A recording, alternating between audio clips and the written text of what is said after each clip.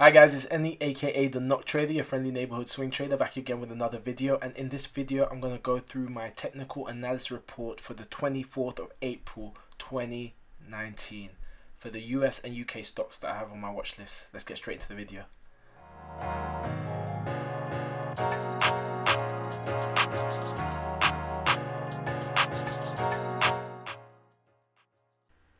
And we're back. You know, I'm going to ask you to do, hit that like and subscribe button. Also hit the alert button to get alerts on every new video that comes out. And I've got Facebook, Twitter and Instagram at the Noctrader on all social media platforms. I've also got a mailing list in the description section below. There's a link to my mailing list. On my mailing list I've got you can get access to my watch list of the stocks that I am watching and the trades that I've made. I update my live doc on all the different trades that I'm making right now. I've also got it also gives you priority access to my free training course that I'm creating for beginners. Let's get straight into it. Alright, so I got 6 stocks today that I'm watching on my technical analysis report. I'll start with the 2 UK stocks. First one I'm starting with is AAL. Now it's doing exactly what I thought it would do. I've been watching this for some time now, and I said that it was gonna go down. Obviously, it hit the support, the resistance line here, and now it's been selling off. And now it's already started selling off. It's done pretty well so far. Anyone that made that trade, that's about 155 pips in the space of 13 days. In reality, though, you wouldn't have shorted it from here if you follow my strategy, because I always wait for it to break the 15-day exponential moving average, consolidate and come down some more. So somewhere like here or here I would have entered, and that would have been 100 pips in 1 day, which is really good. So 100 pips in 1 day is not too bad. Yeah, so that one's going to keep shorting. I said my exit point would have been around 203, 20 pounds 30, something like that. And my exit point is at this dotted line, because on the daily chart, as you can see here, this line has been a pivotal point for support and resistance within the major supports and resistances. So once it got to here, this is where I would have taken profit. I didn't actually enter this trade, but I was right on this one, so that's just good to know that that I was right. On to the next one, IAG. IAG, another one that has a major support, major resistance, and then a support and resistance line in the middle of the other ones. This is kind of seems to be like a pattern that's reoccurring, and I plotted this line. As you can see, IAG climbed up to the middle resistance, and then it started shorting at this position. It could still start climbing up some more, but I doubt it. The reason I didn't enter that trade was because of the weekly chart. On the weekly chart, as you can see, the 180-day simple moving average is above the price, and that 180-day simple moving average was acting as a resistance, and that's why I didn't want to enter it, because I didn't think it was going to climb up to the major resistance. I thought at any time it could start selling off, and it's already started doing that now. I expect the price action for this stock to just start selling off. So what I would do is short now. If I was entering that position, I would go to the 4-hour chart. As you can see on the 4-hour chart,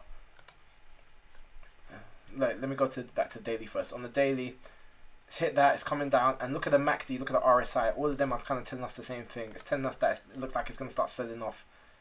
It's not going to reach this major resistance, and if you look at the 188 simple moving average on the daily chart, it's curving downwards, which again says that price is selling off. So I wouldn't be surprised if this price carries on selling off, breaks the support line, consolidates and carries on selling off. So what I would do in a position like this, I would just straight up short it now, and then short it down to the line. That's 35 pips, but this is a very cheap stock, so you could potentially put maybe 20 pips on that and make around 30 pips, 20 pips, so 30 times 20. Oh my days, I should know this. 600. That's quite bad. Yeah, 600, or put 15 pips, something like that. Either way, you can put a heavy amount of pips on this because it's a very cheap stock. But yeah, the way I'd play this is to short it here, set the stop loss just above this line, and then maybe short it to this line. Potentially, I'd even let it carry on and break out, because I think it would break out. It would linger for a bit here, break out, consolidate, and carry on. And if it broke out of here, I'd move my stop loss just above this support line, as it will act as a new resistance. So yeah, those are the 2 UK stocks. And now over to the USA. So AMD, I took a position on AMD. I think it was Thursday. Just before the bank holiday. I took a long position on AMD, but I wasn't really confident about it. But I've kind of gotten against what I said I'll do. I wasn't confident about it, but I took it anyway because I thought it was going to go up, and so lo and behold, it is going up. My reasoning behind it, actually, before I even do that, I'm going to put a line here for the 30th of April, because 30th of April is when AMD have their quarterly earnings report. So I'll exit this position regardless of what price is at before 30th of April, because as you know, I do not trade during earnings.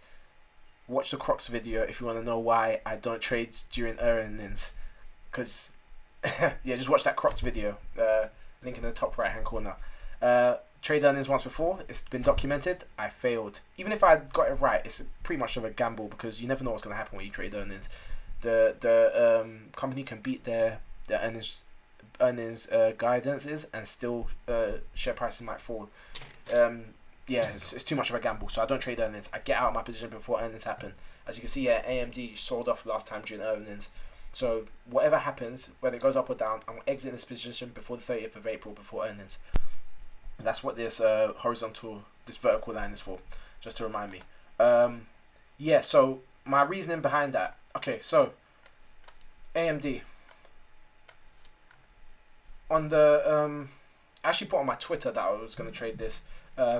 I'll put on screen here what I tweeted about last Thursday. But yeah, it ebbed and flowed, up and down. I thought it was gonna make a bed here and then carry on going up. It had a mind of its own, but I think this was due to poor volume around the time just before Easter.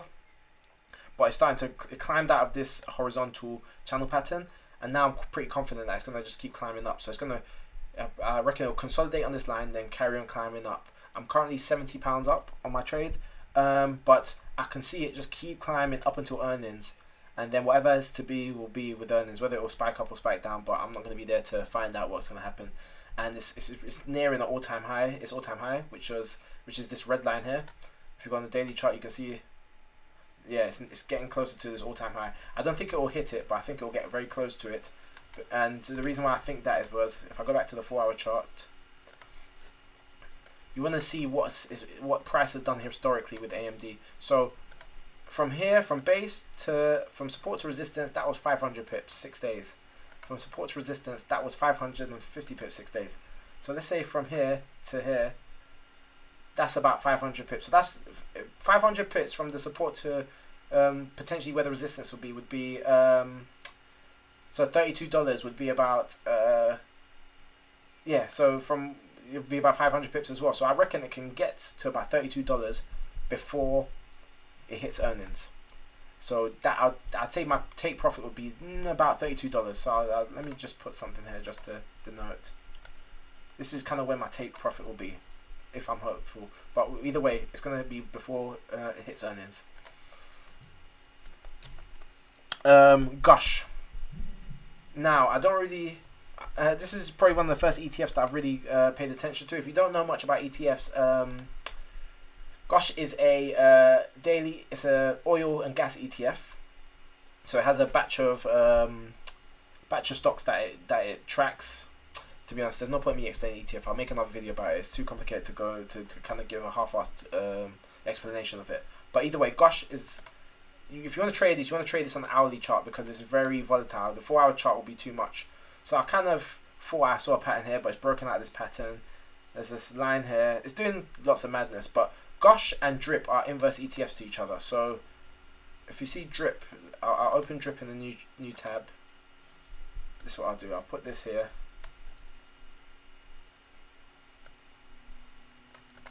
The inverse, so they're inversely proportionate to each other. When one goes up, the other goes down.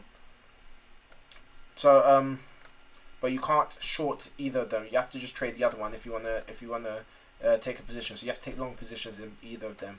So with GUSH and DRIP right now, I can see that DRIP is making a descending channel pattern. This pattern is a bit more smoother than GUSH. So when I saw this hit this base there, I knew it was gonna climb up. I think it's gonna hit this resistance and then come back down again. So when this hits this resistance, at this middle resistance, I'd say the best thing to do would be go long on GUSH. It's very complicated, but so whenever you want to go long on one, you can't short either of them, so you have to go long on either one or the other. So right now, 180-day simple moving average curving downwards on drip. Daily pattern, it's not looking good. It's just selling off. So I think it's going to continue selling off. On the daily chart, the 180-day simple moving average is above the price, but we're not looking that far in. We're looking at the hourly chart. So hopefully it doesn't break out. I think it's got one more dip to go, or maybe even more. But I'm waiting for it to hit this line. Once it hits this line, I'd say GUSH would be a buy. And and as you can see here, this MACD and RSI is kind of looks like it's about to curve upwards. Okay, this is looking kind of messy, so I'm going to get rid of this right now. I'll get back to the normal format.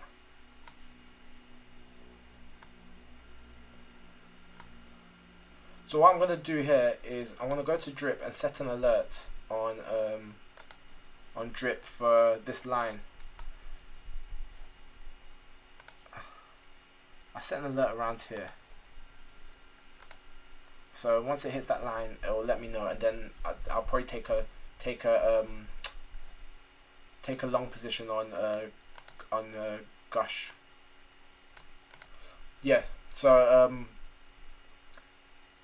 yeah, they move so volatile. They're quite volatile. So there's a lot of room for a lot of money to be made. For example, if you kind of went long here to here, that's 70 pips in 1 hour. That's quite a lot. Short in here to here, that's 154 pips in 1 hour, in a couple of hours. You can make a lot of money on GUSH and drip, but you have to kind of know what's going on, because these patterns move quite crazily. So it's not something. You can swing trade it, but you have to kind of have your eye on the ball when it comes to GUSH and drip. But I like to trade these sometimes.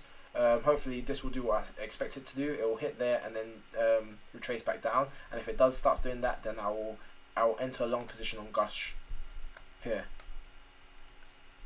So the next one is JetBlue. That's JetBlue.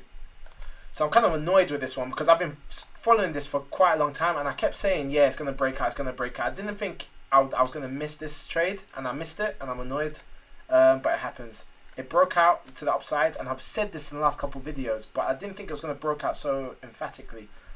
Never chase a trade, even though I wanted to trade this. I wasn't expected to break out so much. I'm not chasing it, so if it doesn't retrace, then I'm just going to call it my losses. But I want it to come back down and consolidate on this line. The way it's broken out, you never know, it might do it, but I'm not chasing it. So hopefully it will climb some more, come back down, hit this line, and then I'll enter. But yeah, I'm kind of annoyed, but you can't predict these things. Lulu did the exact same thing as JetBlue. Well, it didn't do the exact same thing. I was being very cautious because, as I said before, it tried to break out before and then it sold off, and I didn't want to get caught in a position where I was doing that again. So I wanted it to break out, and it's done exactly that, which is good. So now it's in uncharted territory. Well, not really. Is it uncharted? Yeah, it's all-time high. Right now it's at all-time high. So we don't know where it could go from here, but looks good for the taking. And the good thing about it is that it's done what it needs to do, where it's gone above it, consolidated, and it looks like it's going to start climbing for some more. If you want to take a position now, I'd say just enter now and then set the stop loss around here. So set the stop loss around here, just below where the new support line has been created, and just see where it goes, to be honest. When you have all-time highs, it's hard to really set a limit because you don't know how far it can climb. But the best way to do it is just to track volume or the MACD and RSI. When it starts looking like it's plateauing and then it's losing momentum, just exit your trade, because you can lose so much profits if you keep trying to gain high highs but not know where you want to exit. You have to kind of have an exit strategy. So Lulu would be an enter straight now, like right now. And the very last one is going to be CRON. Now CRON has on the daily chart has found a base at $15. It didn't hit my alert, which is which is a good thing, I guess. It could sell off some more, but you never know. I'm going to keep that alert head there just in case. But I don't think it's going to sell off some more. Reason being is that on the 4-hour chart, it's come up, come down, kind of consolidated, and then carried on climbing. And that's what I look for in when you see a reversal. You want it to break above the 15-day exponential moving average, consolidate on it, so treat it like a support as a little bed, and then start making new high highs. If it carries on doing that, then that'll be an entry, and then you can just watch it climb. Because as I said, these weed stocks, they're still undervalued. They're gonna be big business in the next decade or so. So there's no problem in backholding the weed stock as far as I'm concerned, especially the big ones like CRON or Aurora or something like that. But I just follow CRON because I can't really follow all of them. I can't be able to follow all of them. Yeah, but I think it's found a bed here. I might be wrong, but I just need it to climb a little bit more on the 4-hour chart before maybe an entry could be taken. So yeah, that was my Noctrader pick of the not pick of the week. I haven't done pick of the week in a while. Wow, ignore that. That's my technical analysis report. Before I go, I went to the free trade event, crowdfunding event last night. By the time you probably watch this, the crowdfunding round is gone. But it was very interesting. I got to meet the team. I met Victor, the chief marketing officer. Great guy. And yeah, it was very interesting. Did a lot of Q&As with Adam Dobbs, and he answered a lot of our questions very honestly. He's very honest for a CEO. He doesn't give you any kind of political answers that don't really answer the question. He's very upfront. We asked questions about Revolut. We asked questions about compliance, about if they want a margin trade. Lots of questions were asked, and they answered them pretty honestly. So I might make another video on free trade and the Q&A questions that were asked. But yeah, just thought I'd mention that because it was very interesting. Something I went to last night, and I also got to meet Infant Investor. I don't know if you know about him. He's another YouTuber that I got to meet him face to face. So yeah, that was great. It was a great event. So Noctrader signing out.